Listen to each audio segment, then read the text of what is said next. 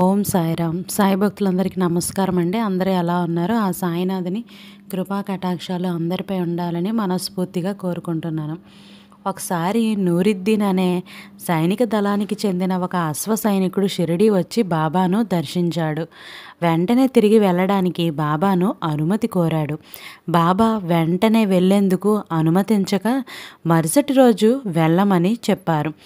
అందుకతను తన దళం ముందు వెళ్తున్నందున తానక్కడ ఆగలేనని చెప్పాడు.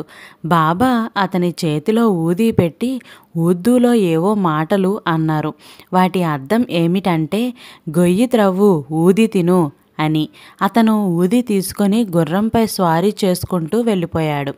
గోపర్గావ్ దగ్గర అతనికి ఒక శవాన్ని మోసుకుంటూ వెళ్తున్న దృశ్యం ఒకటి కనిపించింది. అతను తన గమ్యం చేరుకున్నాడు. కానీ ఆ శవ దృశ్యం మాత్రం అతనిని వీడిపోలేదు. ఆ శవదృశ్యం కనపడిన రోజు అతను తృప్తిగా చేసేవాడు. ఆ దృశ్యం కనపడిన రోజు ఎంత ప్రయత్నించినా కూడా ఏదో ఒక కారణం వల్ల భోజనం చేయలేకపోయేవాడు. దీనితో విసిగిపోయిన అతను తన ఉద్యోగాన్ని కూడా వదులుకున్నాడు.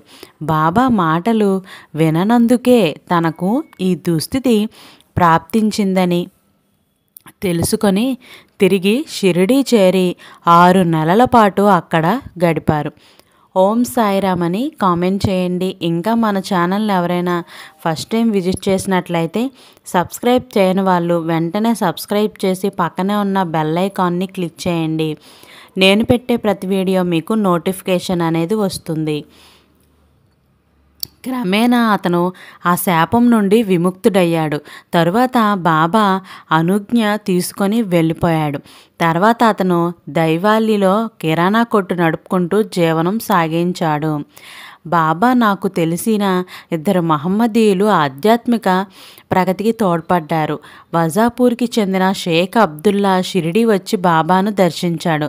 బాబా అతనితో వైరాగ్యంగా మాట్లాడుతూ మనం ఈరోజు చనిపోయినా ఎల్లుండికి 3వ రోజు ఇల్లు, భూములు, ఆస్తులు ఇవన్నీ మనకేమీ ఉపయోగం అన్నారు. అబ్దుల్లా తిరిగి స్వగ్రామానికి వెళ్ళి ఇంటిని, ఆస్తిని భార్య బిడ్డలకి అప్పగించి విరాగి అయి వీధుల వెంబడి తిరగడం ప్రారంభించాడు. రాత్రిళ్ళు సమాధుల వద్ద ఏదో గొనుక్కుంటూ గడిపేవాడు. ఎవరైనా ఏదైనా పెడితే తినేవాడు, లేదంటే ఆహార విషయం పట్టించుకోక పస్తులుండేవాడు. ఈ విధంగా 10-12 సంవత్సరాలు జీవించి ఆ తర్వాత మరణించాడు. ఆ 12 సంవత్సరాలలో అతనికి అదృత శక్తులు ప్రాప్తించాయి. ఒకసారి ఇమాంబాయ్ చోటే ఖాన్ పని మీద వెళ్తుంటే